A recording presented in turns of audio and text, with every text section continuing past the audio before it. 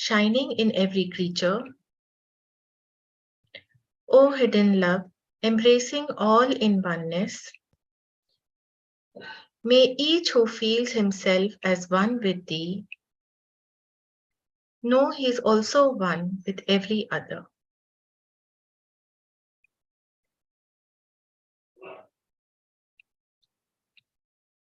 So good evening to all of you once again. Now, we had completed the letter number 69 and we started with the other 3 letters in question and answer format. So first I would like to just recapitulate what we have already completed till now.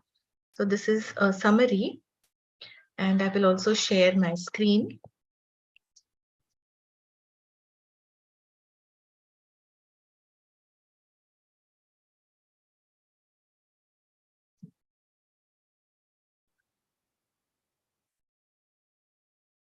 Okay.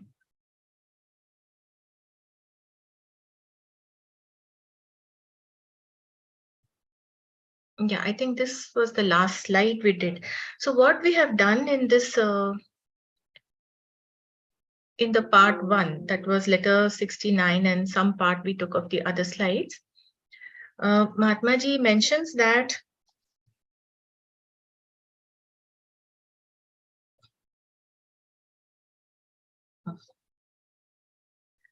Mahatma ji has mentioned that the spiritual progress, it is independent of physical memory and psychic development. That means our progress on the Buddhic plane, it is not concerned with whether you can remember it or not in your waking memory and what is your intellectual development. Then in the esoteric teachings, loka refers to states of consciousness.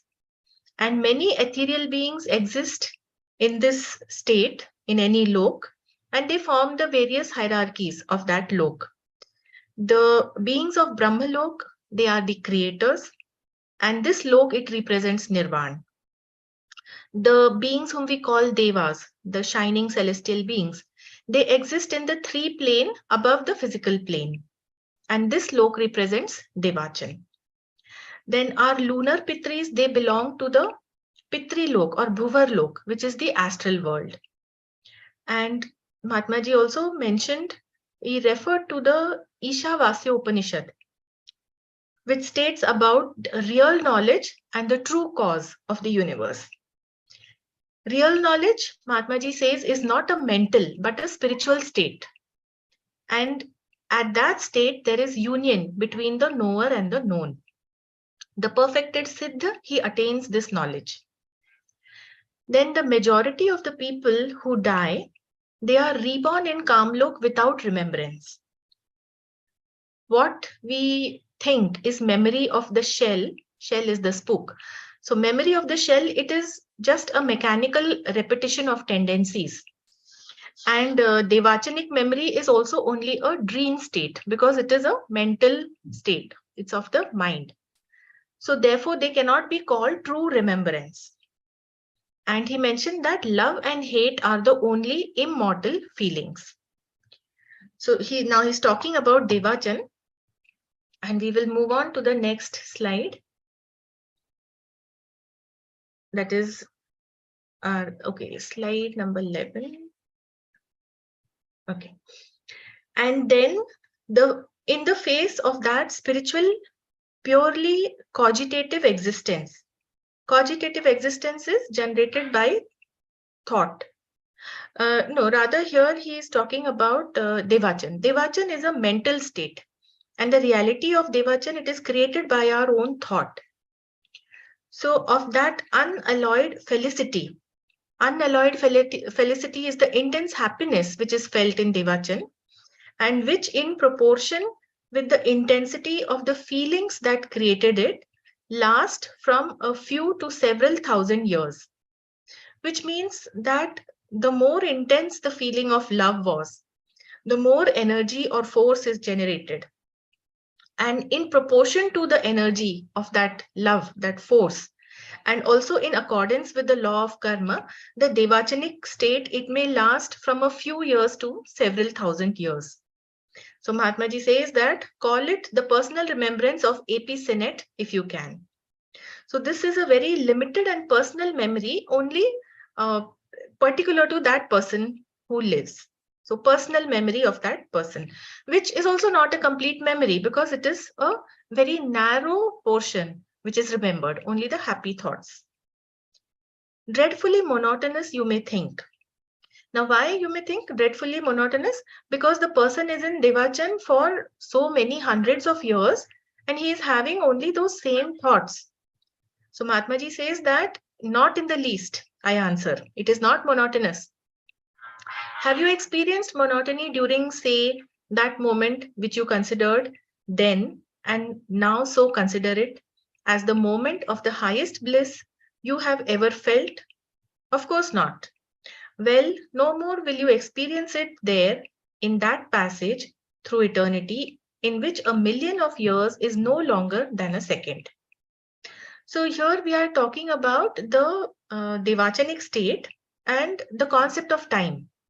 So when we are doing something which we are very much interested in, something which we really love, then time passes to appear very quickly.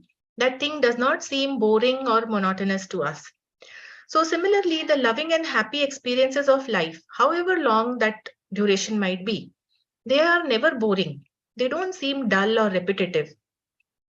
And in the Devachanic period, the bliss that is experienced, that is also like a fleeting moment through this passage of eternity. That is the Manvantrik cycle.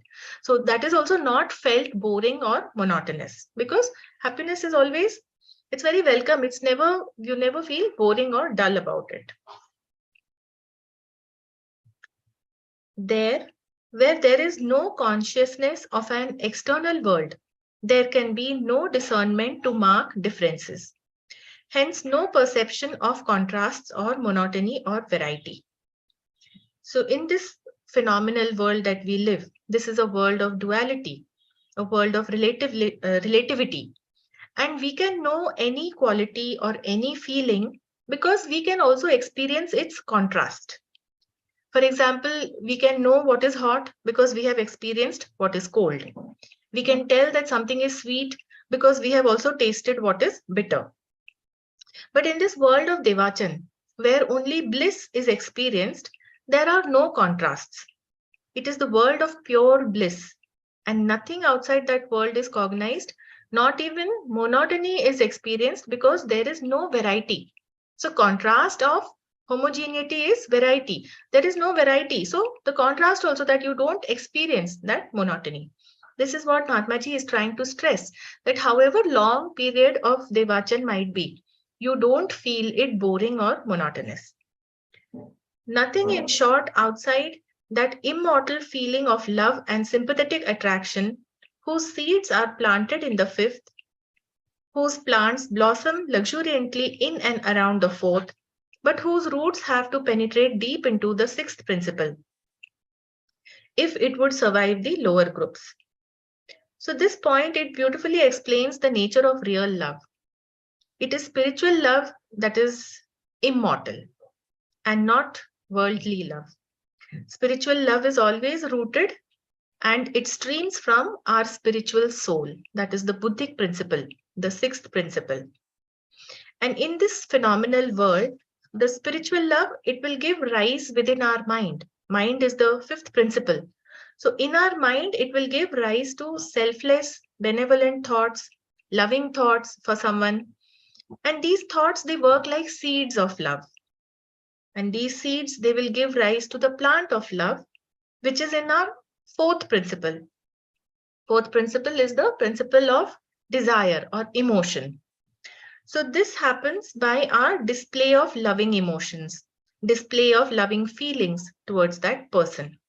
So rooted in the sixth principle, that is in Buddhi, the loving thoughts which come in the fifth principle in the mind, they are the seeds which will blossom into loving emotions and loving feelings which are in the fourth principle. So only such kind of spiritual love, it can survive the lower principles and can be re-experienced in Devachan.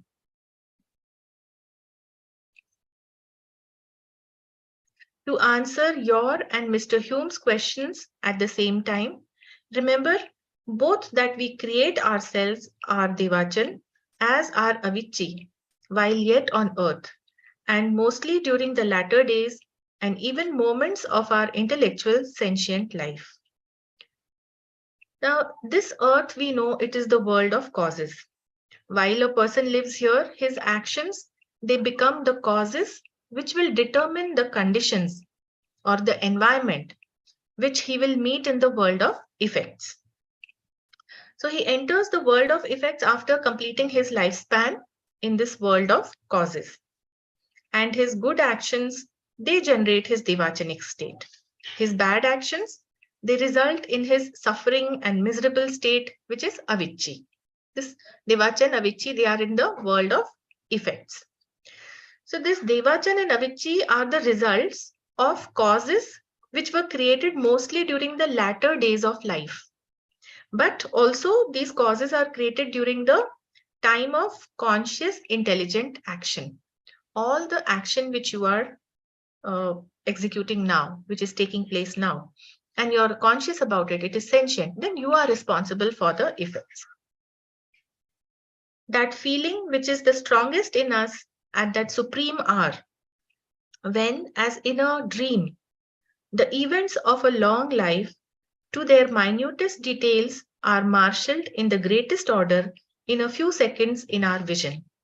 That feeling will become the fashioner of our bliss or woe, the life principle of our future existence. So this is true that at the time of death, events of the entire life, they flash before the inner eye in every detail within split seconds. This has been confirmed by so many people who have had near-death experience. They nearly died, but they didn't die. So they came back to tell us that yes, this kind of entire life flash before their eye happens. And this vision takes place when a person is already proclaimed dead. A doctor might proclaim that he is clinically dead. But the complete flashback of his life passes before his inner eye between his last breath and the consciousness which is leaving from the sensual, psychic, and spiritual awareness. So it is leaving from these three stages, and the person is going into unconsciousness. So between that last breath and the consciousness leaving sensual, psychic, and spiritual awareness, this flashback happens. And even the minute details which we might not remember during lifetime, that person might have forgotten all those minute details, they are also remembered in great detail at this time. Because momentarily the consciousness is touching the higher self, the spiritual consciousness. And spiritual consciousness, it is the spiritual soul, which is the repository of all our experiences. That is the causal body.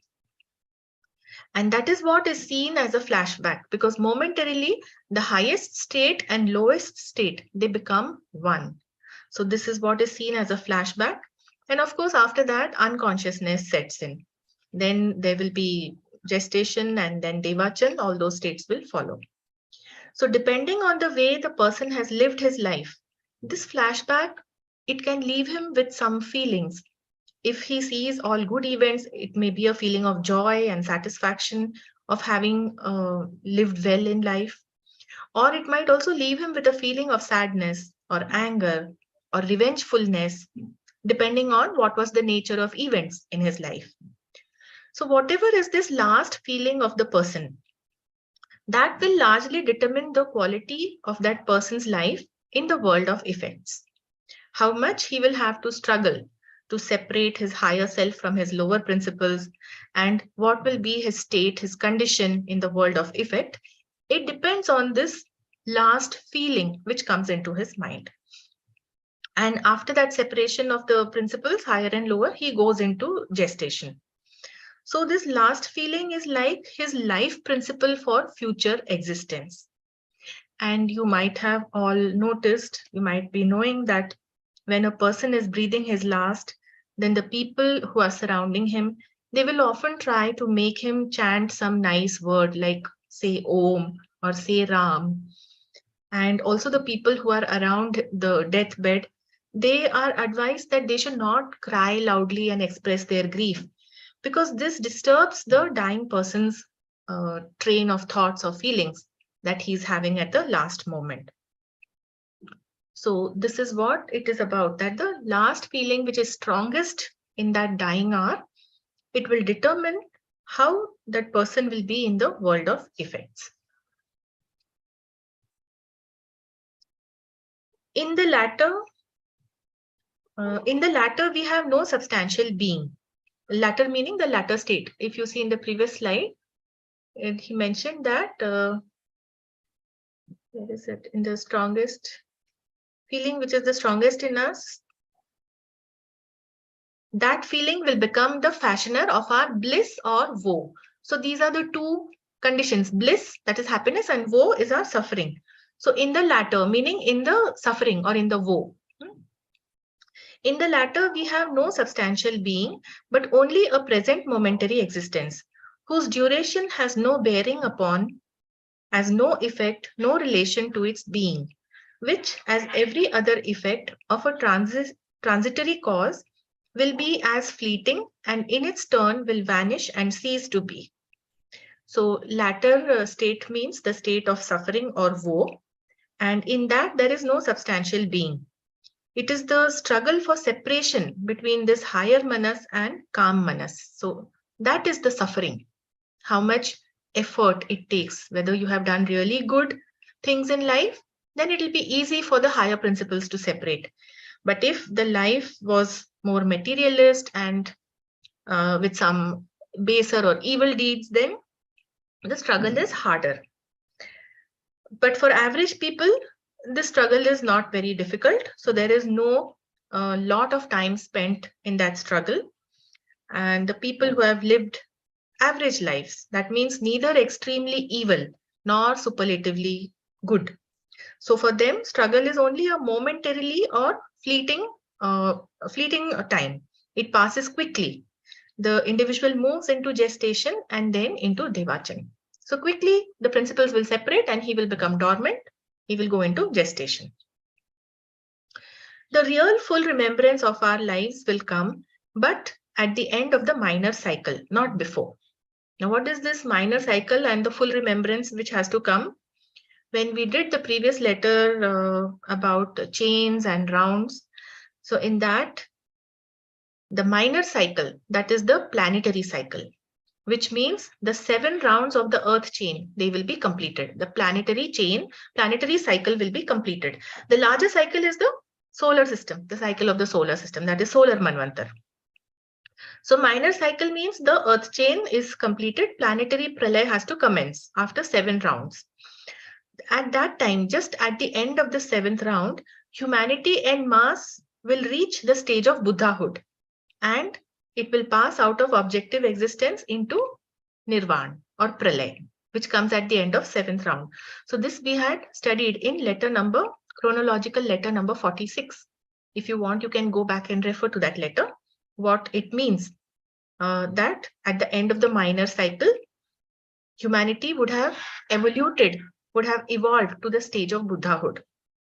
And just before entering Nirvana, that full remembrance of all the lives that were lived, they come into consciousness. It is also mentioned about Gautam Buddha that when he gained Buddhahood, he could remember all his past lives. That is how those Jatak tales, they came into being. They were all his past lives. And in Kam Lok, those who retain their remembrance will not enjoy it at the supreme hour of recollection. So what this means, Kam Lok who retain their remembrance. Why a person will remain or linger in Kam Lok? It means that he lived a life of stark materialism and selfishness. So that is why more of their mind, it was enmeshed in this lower principle, and it continues to live as in Kamrup, in Kamlok. And these people, they will not reach Buddhahood. But they will retain their remembrance in Kamlok, because more of their mind is enmeshed in the lower principles. There is nothing which moves towards the higher self, in the ego. And their entire manas, this principle, it is assimilated with desire. So all their remembrance is retained in Kamlok only. There is nothing which reaches Buddhahood. The next point.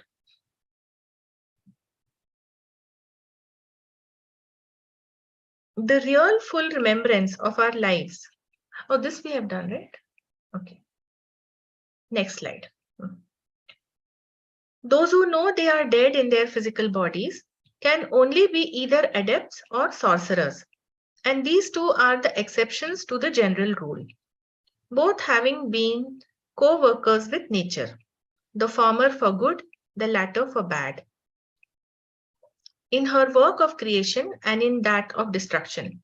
They are the only ones who may be called immortal, in the Kabbalistic and the esoteric sense, of course. The normal people, majority of the people, they are neither adepts nor sorcerers. The exceptions are, there are exceptional people who either become adepts or they become sorcerers. And such people, they have reached the pinnacle of knowledge, the highest knowledge they have attained. This includes sorcerers also. They can reach such level of knowledge. And these people, whether they are adepts or sorcerers, they work together with nature. Now, how can it be said that sorcerers are also working together with nature? Because understand that the work of nature is creation, preservation, and destruction. So the adept works for creation, for preservation, for the progress of good, and the sorcerer applies the same knowledge for evil, for destruction. So in a way, he is also a co-worker of nature. Although that both of these types, adept and sorcerers, they are the two contrasting poles in the world of souls. But both have reached the pinnacle of knowledge and they retain a continuous self-consciousness. That means there is no gap in their consciousness as they pass between the world of causes and world of effects. And that is why they may be likened to being immortal. This is also the reason that they know that they are dead in the physical body, because when they moved into the world of effects, their consciousness was not lost. Like we just saw in the case of where ordinary person has a flashback of his life and then consciousness leaves his sensual and psychic and spiritual states and moves into unconsciousness. But that doesn't happen for an adept or for a sorcerer. They retain their consciousness and they know that their physical body is dead.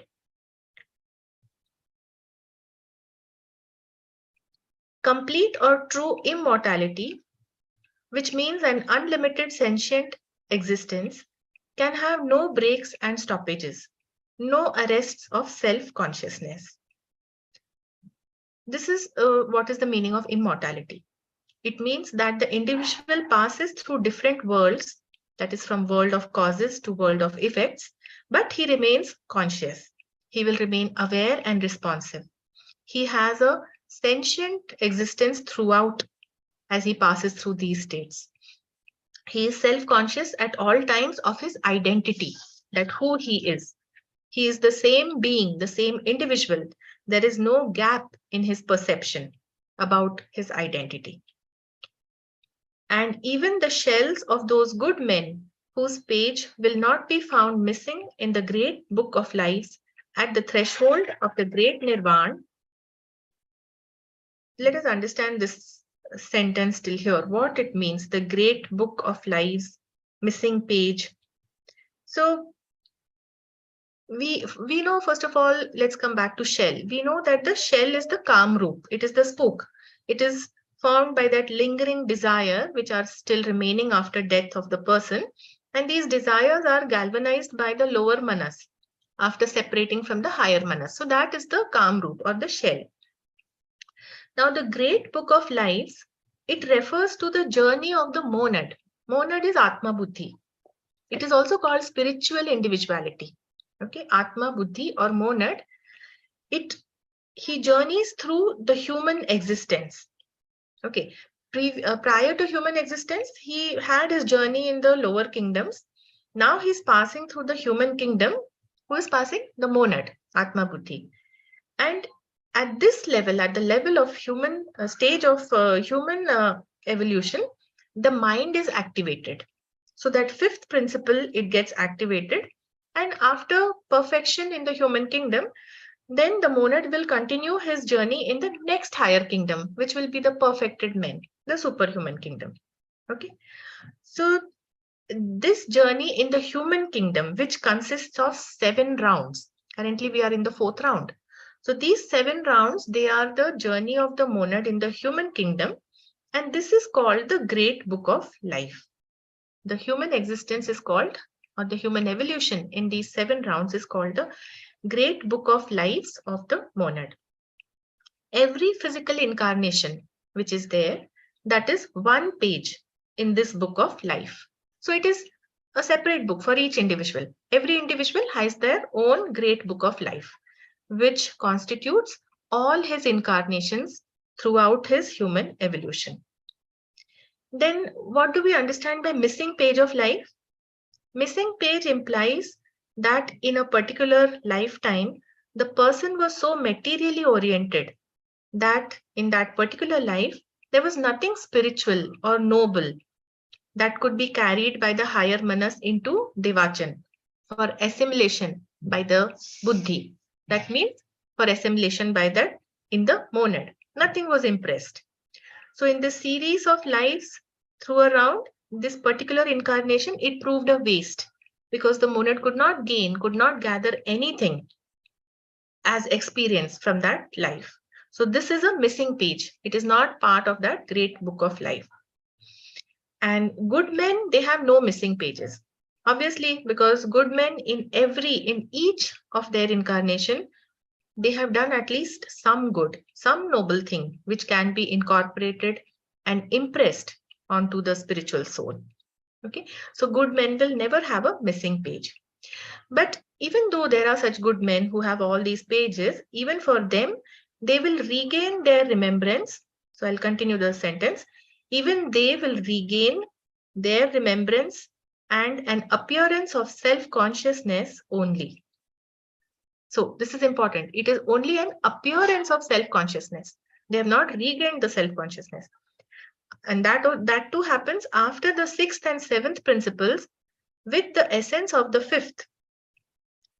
The latter having to furnish the material for even that partial recollection of personality, which is necessary for the object in devachan, have gone to their gestation period, not before.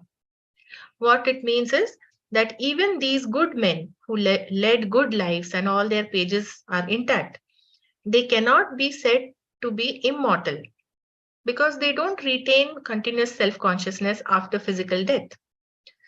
Their shell will appear to show some consciousness. So that is just an appearance of consciousness, which is more due to the tendencies rather than self-consciousness. And that too will happen only after the higher and lower principles have separated and the higher one goes into gestation. So there is a gap in consciousness. Now, to understand this in simple terms, what actually happens after physical death? We know that there is a struggle for separation between the Kam Manas and the Buddhi Manas. A person who has led a good life, then for such a person, the higher mind will win. And it will carry everything that was noble and spiritual about his life. He will carry all those impressions and they will be assimilated by Buddhi. And it will go into gestation. So the upper triad goes into gestation. Now, whatever little portion of the mind that still remains enmeshed in the unfulfilled desires, the strong material desires that a person might have had. He died, but those desires were unfulfilled. So a little portion of the mind, it remains enmeshed in these material desires. And this forms the Kamrup, which is called the shell. And this shell has no intelligence because the higher mind has already separated and gone into gestation as the upper triad. So the shell is showing only an appearance of self-consciousness. It is not self-conscious because there is no mind. Okay. It is showing an appearance of self-consciousness because it has these forces of desire which act mechanically as tendencies. This is very important to understand that it acts mechanically due to the forces of desire which become tendencies. rather than actual self-consciousness. So the real man is dormant, he is in gestation, he is sleeping. And this is only a shell which is showing a mechanical tendency. Now, why this is very important? Because what happens, see, many people, they are very afraid of death. Rather, this is a very natural and common feeling. People are afraid to die. One thing, because they don't know what will happen after death. And secondly, they have all these ideas and misconceptions of ghosts and people remaining in these bodies, ghost-like bodies after death. So it is important to understand what remains, that is called the calm root, and the real man actually goes into gestation. We also have so many rituals which are associated after a person dies. Some kind of rituals are done after 4 days, after 13 days, 10 days or so. So perhaps all these rituals are geared towards a swift and easy separation of these higher and lower principles. We can't say for sure, but we should study the truth behind such rituals in the light of theosophy, which will, so that we can understand what is the actual meaning.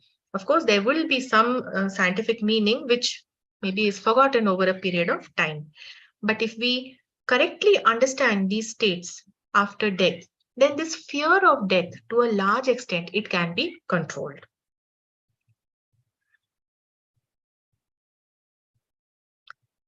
Next slide, number 17. Even in the case of suicides and those who have perished by violent death, even in their case, consciousness requires a certain time to establish its new center of gravity. So this is the gap. Okay, consciousness requires a certain time to establish its new center of gravity. This is actually that gap which comes in the consciousness and evolve. As Sir W. Hamilton would have it, its perception proper, henceforth to remain distinct from sensation proper. So this is just as we discussed, that consciousness has to move from the sense consciousness, sensation proper. So from the sensual consciousness, it has to move to the perception proper, which is the psychic consciousness. That is consciousness pertaining to the calm manas. Because the life has been cut short. It's a suicide. Life is cut short. It's not a natural death. So it will still require some time for the consciousness to move from the sense level to the psychic consciousness level. And that becomes a gap. Okay. Thus, okay, I think we were at slide number 17. Slide number 17, second point. Thus, when man dies, his soul, that is the fifth principle, becomes unconscious and loses all remembrance of things internal as well as external. So this happens right back after that flashback of the life, which happens for a dying person. Then his mind, that is the fifth principle, it becomes unconscious. Whether his stay in Kamlok has to last but a few moments, hours, days, weeks, months, or years, whether he died a natural or a violent death, whether it occurred in his young or old age, and whether the ego was good, bad, or indifferent, his consciousness leaves him as suddenly as the flame leaves the wick when blown out. Which means that the general rule is that the mind principle becomes unconscious for everyone after physical death, irrespective of how the death happened. And this happens so quickly, it is like blowing out the flame of a candle. Okay, you blow once and the flame goes out. That is how the consciousness leaves. And this is the reason that nobody can really be said to be immortal, because technically immortality means maintaining a continuous, unbroken self-consciousness. But there comes a gap in the consciousness of all people.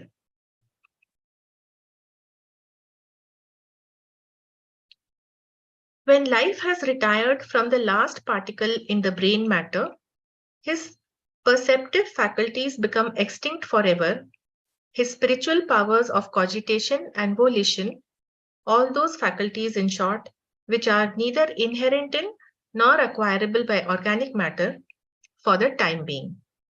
What this means that upon death of the physical brain, the power of awareness through the senses, it vanishes forever. See, senses are pertaining to the physical body. What we say, the 5 karmendriya and the 5 jnanendriya. So the consciousness from these senses, it vanishes forever. And the awareness, which is our perceptive power during life, it ceases. It can never be regained, because in our life, we can only perceive through our sense faculties. So these 5 sensory organs, that is the only information, the only perception that we get during our lifetime. So as soon as consciousness leaves it, it can never be regained. But the spiritual powers that we have, for example, the spiritual powers are that of cogitation. Cogitation means perceiving the real knowledge. Then the power of volition. Volition is to will, that is our spiritual will. They are lost only temporarily. They are not the faculties of physical matter. So they don't perish along with the personality. But still there will be a gap in them because that unconsciousness sets in. So these are the powers of the higher self, of the monad. And there is only a temporary fluctuation. They will be retained. Then next point, his Mayavi Roop may be often thrown into objectivity, as in the cases of apparitions after death. So Mayavi Roop, we know it is the elusive form. Mayavi Roop actually is a Mansik body which is composed of the principles of lower manas and astral matter. And this Mayavi Roop, it can be created consciously, like the adepts, the masters, they have the ability. In fact, they would appear to many of the members in their Mayavi Roop. So it can be created consciously. It is created by Kriya Shakti and Ichha Shakti. That is the power of thought and the power of will. But that is willfully creating the Mayavi Roop. Here, what happens in the case of death, if this Mayavi Roop, it comes into objectivity, that is unconsciously. The dying person doesn't know, nor is he willing or thinking to create the Mayavi Roop. It is happening unconsciously. So the Mayavi Roop may be thrown into objectivity, but unless it is projected with the knowledge of whether latent or potential, or owing to the intensity of the desire to see or appear to someone, shooting through the dying brain, the apparition will be simply automatical. It will not be due to any sympathetic attraction or to any act of volition, and no more than the reflection of a person passing unconsciously near a mirror is due to the desire of the latter. So this Mayavi Roop, which may be projected, it is happening unconsciously. It is happening without the will of the dying person.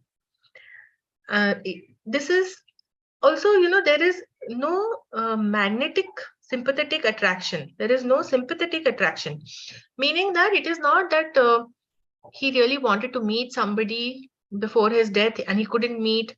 So, somebody is remembering or recalling him, or he is recalling somebody. That is also not the case. So then what is happening? It is just like as if a person who passes by a mirror, his reflection will automatically appear in the mirror. He did not want it. It didn't happen consciously. So similarly, that Mayavi Roop, it is projected without any will or without any consciousness. It happens automatically. And so till here, now till this point in the letter, we have seen who is immortal. He is immortal who has no gap in consciousness after death. But the question is that for how long or for what duration this self-consciousness can be retained without a gap. Okay, so that is clarified further in the letter. Till now we understood what is immortality. It means there should be no gap in consciousness. Now further we will understand that for how long that self-consciousness can be retained without a gap. So how long that immortality can be retained. We still have some time, so I'll take a few more slides on this. As remarked on the margin of the October Theosophist, the word immortality has for the initiates and occultists quite a different meaning. Now, initiates, they are the accepted chelas and adepts. And occultist is anybody who is studying and applying knowledge of occult science. Okay, so there is slight difference. And the idea of immortality for both of them is quite different. We call immortal, we meaning the adepts. Mahatma Ji is speaking for himself. So we call immortal, but the one life in its universal collectivity, an entire or absolute abstraction. That which has neither beginning nor end, nor any break in its continuity. Does the term apply to anything else? Certainly not. So the initiates or the Mahatmas, they apply this term immortality to only one principle or one entity, that is the one life or the absolute reality. Because save that one life, nothing else can be truly said to be immortal. Therefore, the earliest Chaldeans had several prefixes to the word immortality, one of which is the Greek, rarely used term pan-aeonic immortality. Pan-aeonic means beginning with the Manvantar and ending with the Pralay of our solar system. It lasts the aeon or period of our pan or all nature. That means lasting throughout the solar Manvantar. So this in the Chaldean culture, immortality meant that the individual, he maintained unbroken self-consciousness. That means no gap in his consciousness throughout the solar Manvantar. You can imagine such a huge time it is. 7 rounds make one chain, and then 7 chains will be there in one solar Manvantar. So from the time he begins his evolutionary journey in the solar system, up to the time the solar system goes into Pralay, for this entire duration, the self-consciousness of that individual will remain intact. And this is the duration spanning one aeon. It is called pan-aeonic. So this was the meaning of immortality for the Chaldeans. Immortal then is he, in the pan-aeonic immortality, whose distinct consciousness and perception of self under whatever form undergoes no disjunction at any time, not for 1 second, during the period of his egoship. That means there are no breaks in self-consciousness of the ego or the individuality. Those periods meaning the solar Manvantar, those periods are several in number, each having its distinct name in the secret doctrines of Chaldeans, Greeks, Egyptians, and Aryans. And were they but amenable to translation, which they are not, at least so long as the idea involved remains inconceivable to the Western mind, I could give them to you. What Mahatma Ji is saying here, that each solar Manvantar had different names, just like, the different kalp in the Aryan philosophy. We call the current kalp as the Shvetvaraha kalp. So they are given different names, and then throughout that kalp, that the consciousness had to remain without a gap. So that was the pan-aeonic immortality. Suffice for you for the present to know that a man, an ego like yours or mine, may be immortal from one to the other round. So in our present evolution, in the current times on this earth, for average good people, it is possible to retain immortality for one complete round. That means for all the 7 globes. And how this is possible? Mahatma Ji gives the example of his own self. He says, let us say I begin my immortality at the present 4th round. That is, having become a full adept, which unhappily I am not. So at that time, around 1882, 81, Mahatma KH was still not a full adept. Now, suppose he becomes a full adept in the round, then I arrest the hand of death at will. And when finally obliged to submit to it, my knowledge of the secrets of nature put me in a position to retain my consciousness and distinct perceptions of self as an object to my own reflective consciousness and cognition. And thus, avoiding all such dismemberments of principles that, as a rule, take place after the physical death of average humanity, I remain as Kuthumi in my ego throughout the whole series of births and lives across the 7 worlds and Arup Loks until finally I land again on this earth among the 5th race men of the full 5th round beings. So here what he has done, Mahatmaji has explained immortality in a round. Currently we are in the 4th round on the 4th globe in the 5th root race. So if a person becomes adept, say right now, then he becomes immortal for 1 round. Because he is an adept, it implies that he has conquered his principle of calm, which means that manas is no longer tainted by calm. The full manas, it is illuminated by buddhi alone. That is the meaning of adept. Okay. So his occult knowledge, it will allow him to willfully decide the time of his death. And we know that the physical body, it will still have a limited time. It will deteriorate naturally. For the adepts, it can last much longer because they know many more ways of taking care of the body. So it can last for a few hundred years. But eventually it will deteriorate and an adept will have to take up a new body with all the other principles intact, and the calm principle is already conquered. So the self-awareness and self-consciousness of the adept, it will remain intact even after the physical body perishes, and he is going to take a new physical body if he wants.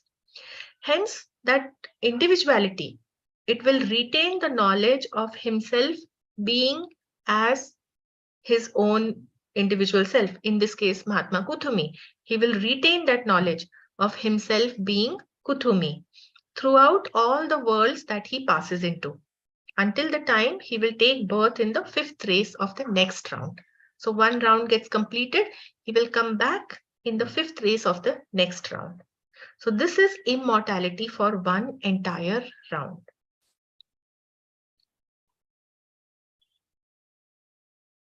I would have been in such a case immortal for an inconceivable to you long period, embracing many milliards of years, and yet am I truly immortal for all that?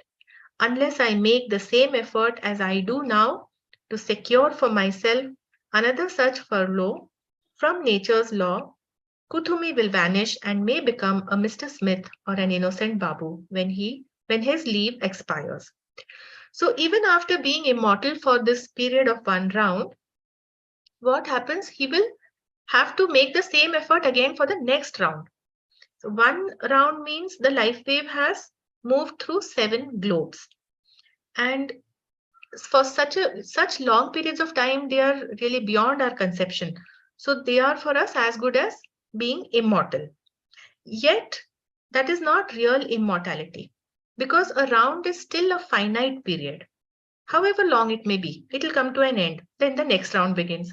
So after that period ends, that same ego will take birth again, but it will have no recollection of his previous individuality. In this case, if we are taking the example of Mahatmaji, he will not remember that he was Kuthumi. Okay, so in that case, he will incarnate in a new personality as a Babu or Mr. Smith, and he forgets who he was. Unless he makes the same effort that he had made in the previous round to become an adept, unless he makes that same effort, he will not secure that immortality in the next round, which is the next furlough of nature. And there are men who become such mighty beings. There are men among us who may become immortal during the remainder of the rounds and then take their appointed place among the highest Johans, the planetary conscious ego spirits. So there are people among us who may become immortal not for a round, but for much more, for a much longer duration. And in this round, there are men, there are adepts who can reach such levels of initiation, which are much higher than adept. And they will become immortal not only for 1 round, but for all the remaining rounds. Such lofty beings, they become the highest Johans. So this gives us what is the hierarchy of the White Brotherhood. It gives us an idea what it means. And as they spiritually evolve to even higher stages, then from the higher Chohans, they become planetary spirits. That means they become the watchers and guides of all the life evolving on some planet or on some system. When we talk about this, how this evolution is happening, and they become watchers and guides, and they become immortal for periods even greater than 7 rounds, we can correlate whom we call the Saptarishis. The Saptarishis, they also evolved as humanity at one point in time, perhaps in the previous Manvantar or perhaps in the previous Kalp, we don't know. And now they have gone on to become the mighty celestial beings, the high planetary spirits. Just like when we see the physical sun, it is just a reflection of the real solar logos, the exalted being. Similarly, the stars that we see, which we call the Saptarishi, they are only the shadows of those lofty celestial beings who were once human and who have now evolved and become immortal for these large periods of time. So, with this, I will stop today and we will continue in our next session. I will request Meenakshi ji to give us the translation in Hindi. नमस्ते, thank you so much sister. आज हम letter number 70A, 70B, 70C का प्रश्नोत्तर format में ले रहे हैं। इसका अगला भाग। मास्टर कहते हैं, और फिर वह आध्यात्मिक शुद्ध रूप से चिंतनशील अस्तित्व, वह विशुद्ध परमानंद जो उसका निर्माण करने वाली भावनाओं की उत्कटता के अनुपात में है, वह कुछ वर्षों से लेकर कई हजार वर्षों तक रहता है। आप चाहे तो इसे एपी सिनेट की अपनी स्मृति कहे। आप सोचेंगे यह भयंकर नीरस है। मेरा जवाब रहेगा, बिल्कुल ही नहीं। क्या आपने पहले कभी किसी क्षण में नीरसता का अनुभव किया है और अब आप मानते हैं कि वह क्षण अभी तक के परमोच्च आनंद का था? बिल्कुल नहीं। अनंतता के उस मार्ग में इसे आप अनुभव नहीं कर पाएंगे जिसमें लाखों वर्ष एक सेकंड से अधिक नहीं है। वहां जहां भौतिक दुनिया की कोई चेतना नहीं है, वहां भिन्नता को अंकित करने के लिए कोई समझ नहीं हो सकती। इसलिए एक रसता या विविधता के विरोधाभास की कोई धारणा नहीं होगी। संक्षेप में कहे तो प्रेम और सहानुभूतिपूर्ण आत्मीयता की उस अमिट भावना के परे कुछ भी नहीं है, जिसके बीज 5वें में बोए गए हैं, जिसके पौधे 4थे में और उससे इर्द गिर्द प्रचुर मात्रा में खिलते हैं, लेकिन जिनकी जड़ों को 6ठे तत्व में गहराई से प्रवेश करना होगा यदि उसे निचले तत्वों से बचना है तो। मिस्टर ह्यूम और आपके प्रश्नों का जवाब एक ही समय में देने के लिए दोनों यह याद रखें कि हम पृथ्वी पर रहते हुए भी और ज्यादातर अपने आखिरी दिनों में और हमारे बौद्धिक संवेदनशील जीवन के क्षणों में भी हम स्वयं अपना देवाचन बनाते हैं और अविच्छि भी। जब एक व्यक्ति मृत होता है तो उस परमोच्च समय में जैसे कि एक स्वप्न हो, जब एक लंबे जीवन की घटनाएं उनके विस्तृत रूप में हमारे दृष्टिपटल में कुछ सेकंड में एक एक करके सामने आते हैं, उस समय में वह भावना जो सबसे प्रबल हो, वह हमारे आनंद या दुख की कारक होगी, हमारे भावी जन्म का प्राण तत्व होगा या जीवन तत्व होगा। वह हमारे भावी जन्म के आनंद या दुख की रचयिता होगी।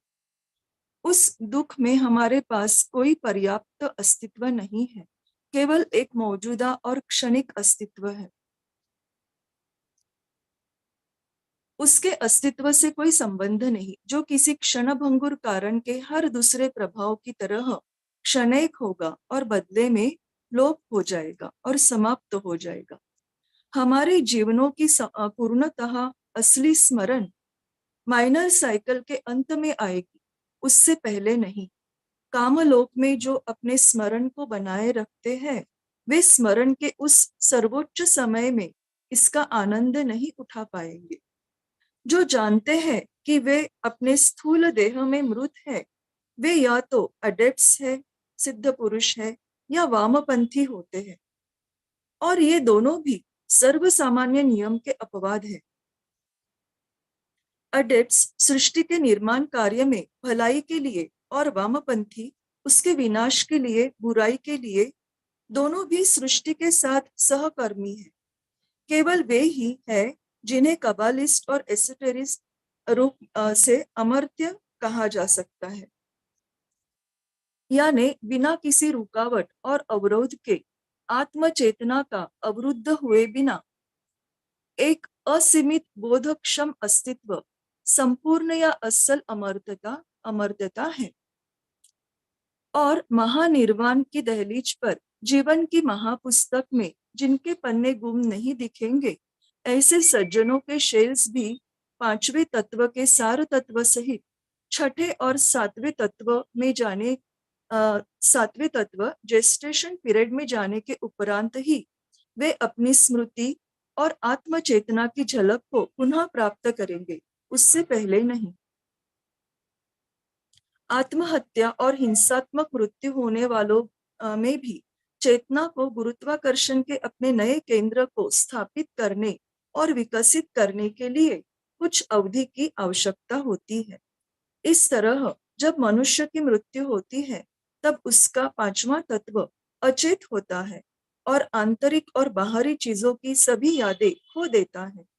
कामलोक में उसका ठहरना चाहे कुछ क्षण, घंटों, दिनों का या सप्ताहों का, महीनों का या वर्षों तक चले, चाहे उसकी मृत्यु नैसर्गिक हो या हिंसात्मक हो, चाहे युवावस्था या वृद्धावस्था में हुई हो, और चाहे वह जीवात्मा अच्छा, बुरा या सामान्य हो, उसकी चेतना उसे उसी तरह से अचानक ही छोड़ देती है जैसे लौ बुझ जाने पर बत्ती को छोड़ देती है। जब मस्तिष्क के पदार्थ के अंतिम कण से जीवन निकल जाता है, तब उसकी बोधात्मक शक्तियां हमेशा के लिए लुप्त हो जाती है। उसकी चिंतन और संकल्प की आत्मिक शक्तियां कुछ काल के लिए लुप्त होती है, जो न तो अंतर्निहित है और न ही जैविक पदार्थ द्वारा प्राप्य है। अक्सर उसका मायावी रूप सदृश्य हो सकता है, जैसे कि मृत्युपरांत दिखने वाला छाया रूप, लेकिन किसी को दिखाई देने या उसके सामने प्रकट होने की तीव्र इच्छा के कारण जो मृत हो रहे मस्तिष्क से निकलती है, या जब तक कि इसे इस ज्ञान से प्रक्षेपित न किया जाए, वह छाया रूप स्वचलित होगा। यह किसी आत्मीयता के आकर्षणवश या किसी चाह के कारण नहीं होगा, और अकस्मात आईने के सामने से गुजरने वाले किसी व्यक्ति के प्रतिबिंब से ज्यादा नहीं दिखता। यह उस व्यक्ति की इच्छा से होता है। जैसे कि अक्टूबर के थियोसॉफिस्ट के लेख में बताया गया है, अमर्त्यता इस शब्द का अर्थ दीक्षितों और गूढ़वादियों के लिए काफी भिन्न है। सर्वव्यापकता और संपूर्ण अमूर्तता में एकमेव जीवन को ही हम अमर कहते हैं, जिसका न आदि है और न अंत है, न ही उसकी निरंतरता में कोई विराम है। क्या यह शब्द किसी और पर लागू होता है? निश्चित रूप से ऐसा नहीं होता है। इसीलिए प्राचीन काल के चैल्डियन के अमरता शब्द के लिए कई उपसर्ग थे, जिनमें से ग्रीक में शायद ही इस्तेमाल किया जाने वाला शब्द पैन एओनिक इमोर्टैलिटी है, अर्थात हमारे सौर मंडल के मनवंतर से शुरू होकर प्रलय पर समाप्त होता है। यह संपूर्ण सृष्टि कल्प या कालावधि तक रहता है। फिर संपूर्ण सौर मनवंतर में अमर वह है जिसकी विशिष्ट चेतना और किसी भी रूप में स्वयं की धारणा किसी भी समय एक सेकंड के लिए भी जीवात्मा की कालावधि के दौरान विलग नहीं होती है। यह सौर मनवंतर के पीरियड्स अनेक होते हैं, जिनका चाल्डियन, ग्रीक, इजिप्शियंस, आर्यंस के गुप्त सिद्धांतों में अपना अलग नाम है, और यदि उनका अनुवाद होता है तब मैं स्वयं आपको उसे देता, लेकिन ऐसा नहीं है। जब इसमें अंतर्निहित विचार पाश्चात्य लोगों के लिए अकल्पनीय है। सभी आपके लिए यह जानना अभी आपके लिए यह जानना पर्याप्त है कि एक व्यक्ति, आपके या मेरे जैसा जीवात्मा, एक राउंड से लेकर दूसरे राउंड तक अमर हो सकता है। यूं कहे कि मैंने अपनी अमरता अभी के चौथे राउंड में शुरू की, यानी एक पूर्ण सिद्ध योगी बनने के बाद मैं स्वेच्छा से मृत्यु को रोक सकता हूँ, और आखिर में जब उसे बहाल करने के लिए बाध्य किया जाता है, तब सृष्टि के रहस्यों के बारे में मेरा ज्ञान मुझे ऐसी स्थिति में लाता है जहां मैं अपनी चेतना को और मेरी अपनी चिंतनशील चेतना और अनुभूति के विषय के रूप में स्व की विशिष्ट धारणा बनाए रख सकता हूँ, और इस प्रकार तत्वों के ऐसे विघटन से बचकर जो नियमानुसार साधारणतः मानव जाति के शारीरिक मृत्यु के बाद होता है। मैं 7 लोकों और अरूप लोकों में जन्मों और जीवनों की पूरी श्रृंखला के दौरान अपने जीवात्मा में कुथुमी के रूप में रहता हूँ, जब तक कि आखिरकार पूर्ण 5वें राउंड के 5वीं रेस के मनुष्य के बीच इस धरती पर मैं पुनः उतरता नहीं। ऐसी स्थिति में कई अरबों वर्ष शामिल ऐसे आपके लिए अकल्पनीय लंबी अवधि के लिए अमर होता। और फिर भी क्या मैं वास्तव में उन सब के लिए अमर हूँ? सृष्टि के नियम से इस तरह का एक और अवकाश प्राप्त करने के लिए जब तक मैं वैसा ही प्रयास नहीं करता हूँ जैसा कि मैं अभी करता हूँ, तब कुथुमी लोप हो जाएंगे, और उनका अवकाश समाप्त होने पर मिस्टर स्मिथ या एक भोला भाला बाबू बन सकते हैं। ऐसे मनुष्य हैं जो दिव्य पुरुष बनते हैं। हमारे बीच ऐसे मनुष्य हैं जो शेष राउंड्स के दौरान अमरत्व प्राप्त कर सकते हैं, और फिर प्लैनेटरी कॉन्शियस इगो स्पिरिट्स श्रेष्ठतर चौहानों के बीच अपना नियुक्त स्थान ग्रहण करते हैं। Thank you. नमस्ते। Thank you, Meenakshi ji, for that translation. And thank you all of you for attending this. If you have any questions or points to be discussed, so you may unmute and speak now.